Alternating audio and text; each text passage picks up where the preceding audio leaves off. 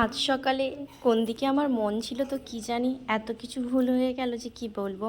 রোজ সকালে বাবু ওঠার সময় না ঠিক এই রকম বায়না করে, একদম উঠতে চায় না। তো সকালবেলায় কমপ্লেন করে দিলাম আর আমাদের জন্য এক গ্লাস চা, আর তার সঙ্গে এরকম টোস্ট করেছিলাম ব্রেড দিয়ে। ও খেতে খুব ভালোবাসে কি না, তাই বাটার দিয়ে ব্রেড করে দিয়েছিলাম। আমিও খেতে বসে গেলাম। আমি অতটা বাটার খাই না কি না, তো শুধু একটা খেলাম আর কি। তারপর বাবুকে বললাম, ওর পরীক্ষা হয়ে গেছে, তবু বললাম যে না, ও একটু বই পড়ো না, ডেলি না বই পড়লে সব ভুলে যাবে। তারপর ঠাকুরকে সেবা টেবা দিয়েছিলাম, তার ভোগটুক নিয়ে নিলাম। আর এখানে দেখো, আমার দোপাটি গাছে কী সুন্দর দোপাটি ফুল হয়েছে, চন্দ্রমল্লিকা ফুল কুঁড়ি ধরেছে, গাঁদা গাছেও কুঁড়ি ধরেছে। দেখো, যেমন ডেলি রান্না করি, আজ বুধবার হলেও ও আমার জন্য একটু চিকেন এনেছে। আমি বললাম চিকেন খাবো না, তো বললো অনেক দিন খাওনি, আজকে একটু খাও।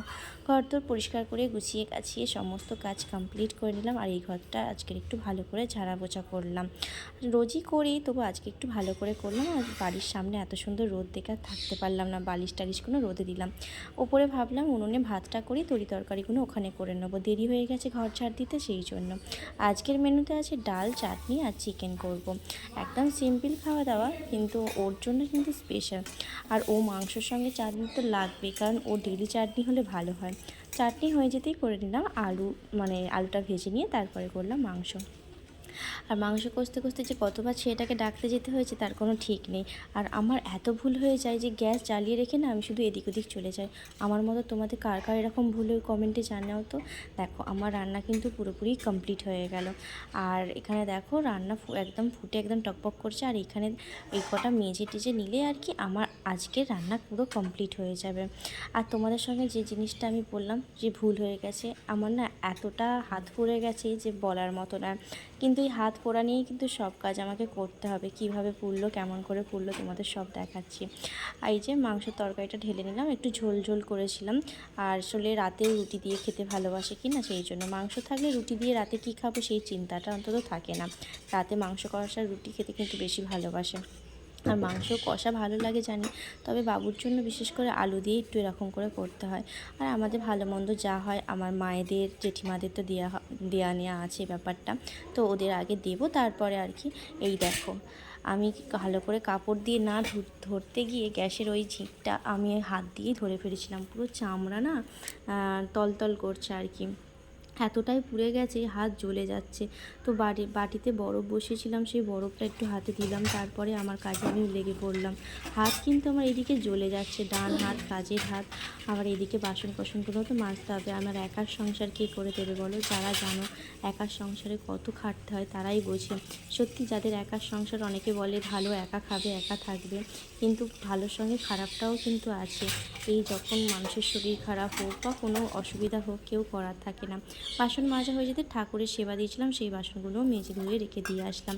পরিষ্কার পরিচ্ছন্ন সমস্ত কাজ কমপ্লিট করে দিয়ে ঘর দোর ঝাঁট দিয়ে মোছা হয়ে যাওয়ার পর মাংসগুলো মায়েদের আর জেঠিমাদের দিয়ে আসছি। কোথায় ওদের খাওয়া দাওয়া হয়ে যাবে, আমি দিতে পারবো না, তাই জেঠিমাদের আর মায়েদের ভাগ করে আগে তুলে দিয়ে আসলাম। তারপরে দেখো, মা এখানে আমার বড়মশাই এসে গেছে, মা ঝাঁট দিচ্ছে। আমি এটা দিয়েই দিতে গেলাম জেঠিমাদের বাড়িতে। মা এই রান্নাবান্না হয়ে গেলে না মা একটা ঝাঁট দিয়ে নেয়। আর এখানে মা গরম জল করেছে বাবুর জন্য, ওকে ডাকতে গেছিলাম, স্নান করবি, গরম জল হয়েছে। তো মায়েদের কলতলাতে আজকে বাবুকে স্নান করাতে নিয়ে গেলাম। পুরো হনুমানের মতো হয়ে আছে, কাদা ঘেটে, সব সময় ধুলো কাদা ঘাটে, কী আর করা যাবে। ওখানে চিকু সোনাটাও দুষ্টুমি করছে, আর ওইটা আমার যা নিশ্চয়ই দেখলে, উনি হয়তো আমায় দেখছে। যাই হোক, বাবু দুষ্টুমি করছে, এদিকে চিকুটাও কিরম দুষ্টুমি করছে দেখো। যতবার কলটা আমি বন্ধ করছি ততবার ও কলটা চালিয়ে দিচ্ছে।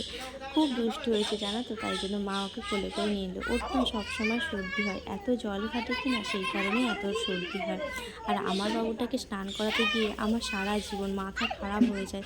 কেন তোমাদের বলছি, দেখো আমার বাবু না শীতকালে হয়েছে, সে ছোটো থেকেই দেখি বাবু না সব সময়, মানে একদম ছোটোবেলা থেকে জলে স্নান করতে কিছুতেই চায় না। আজ একটা আমার ব্যাপার ঘটে গেছে। আমি আজকের উনুনে রান্না করতে গিয়ে আমার সঙ্গে একটা দুর্ঘটনাই বলতে পারো ঘটে গেছে। উনুনে যখন রান্না করছিলাম তখন একদিকে মোমবাতি জ্বলছিল, তো উনুনটা যখন আমি ফুঁ দিচ্ছিলাম আমার না চুলটা পুড়ে গেছে, সামনের চুলটা। আমি বললাম যা, আজকেরই মনে হয় আজকে আমি মরে গেলাম। তো যাই হোক, কিছুই হয়নি, একদিকে চুলটা ছোট একদিকে চুলটা বড় হয়ে গেছে। বাবুকে স্নান টান করিয়ে ক্রিম টিম মাখিয়ে দিলাম, যেহেতু শীতকালে তো ক্রিম মাখতেই হবে। তারপরে জামা কাপড় পরিয়ে চুল টুল আঁচড়ে দিলাম। তারপরে তো একটু নাড়ু বাড়ি গেল, আর এখানে দেখো খাওয়া দাওয়া নিয়ে বসে পড়েছি, আজকে রান্না বান্না নিয়ে। কালকে একটু চুনো মাছের ঝাল ছিল, সেটা আমার জন্য রেখে দিয়েছিলাম। সবাই মিলে একসঙ্গে খেতে বসে পড়লাম।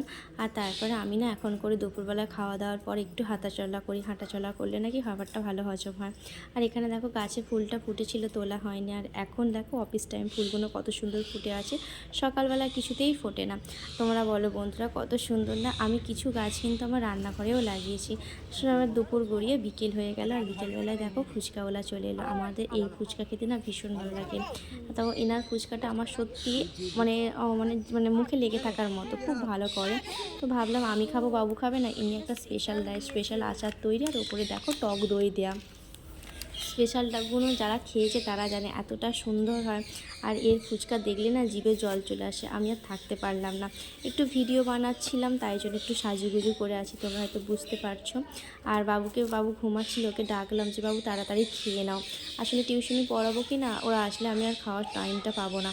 তো বেজেই গেছে 4:30, তো বাবুকে দিলাম, সে কিছুতেই ঘুম ছাড়ছে না। আমি তো আগে খাই, ফুচকা দেখে যেন আমার কীরকম হয়, তো আগে আমি খেলাম, তারপরে বাবুকে খাওয়াবো বলে আর কি। একটা সবে গালে পুরে আর একটা আলু ভরছি, অমনি আমার ডাক পড়ে গেল, কেউ যেন মনে হলো আমায় ডাকছে আর কি। অমনি আমাকে ছুটতে চলে যেত। ফুচকা ফেলে যেতেও আমার ভালো লাগছিল না একদম, তবুও আমাকে যেতে হলো।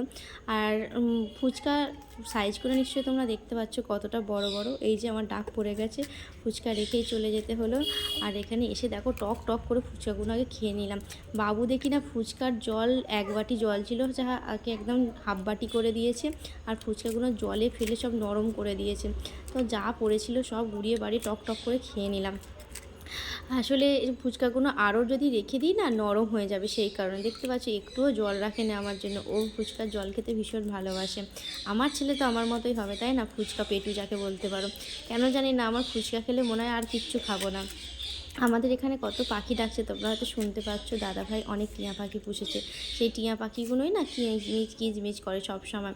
আর আমি লক্স কাটতে চাই না, কিন্তু দেখো কীরকম লক্স হয়ে গেছে, আমারও বিরক্ত লাগছে, 10বার চোখের কাছে চলে আসছে। কী আর করা যাবে, তাই না? চুলটা পুড়ে গেলে। তো যা নিচে পড়েছিল আলু টালু দিয়ে একটা স্পেশাল আমি নিজে বানিয়ে টকটক করে খেয়ে নিলাম। তারপরে টিউশনি পড়াতে বসলাম। আজকের একজনের ড্রয়িং পরীক্ষা ছিল। আমি কিন্তু ছোটো থেকেই কখনো আঁকা শিখিনি। আঁকা শেখার ইচ্ছাটা ছিল, বাবা মাকে বলতাম। আমার বাপির এক কথা, সারা জীবন শুধু বলতো যে পড়াশোনাটা ভালো করে কর, পড়াশোনাটা ভালো করে কর। তো সে ড্রয়িংয়ে পারছিল না, ভাবলাম আমি একটু এঁকে দিই তাকে। তো দেখো এইটা দেখে আমি এটা আঁকলাম, কীরকম হয়েছে কিন্তু জানাবে। অনেক বছর প্রায় 10 বছর পর আমি একটু আঁকাঝোঁকা নিয়ে বসলাম, জানো তো। ছোটোবেলায় আঁকতে খুব ভালোবাসতাম। তো আজকে দেখো ওর জন্য একজন গিফট পাঠিয়েছে, ওর এক পিমনি হয়, তোমাদের সঙ্গে পরের ভিডিওতে শেয়ার করব। এই গাড়িটা এতটা সুন্দর যে বলবার মতো না। এই গাড়িটা আর ব্যাটারি লাগাতে হবে, তো বাবু বলছিল ব্যাটারি লাগালে হবে। তো কিরম পছন্দ হয়েছে আমি ওকে জিজ্ঞাসা করলাম, ও বললো ভীষণ পছন্দ হয়েছে আর কি। তোমাদের কেমন লাগলো এই ভিডিওটা আমাকে কিন্তু জানিও কমেন্টে, ভালো লাগলে লাইক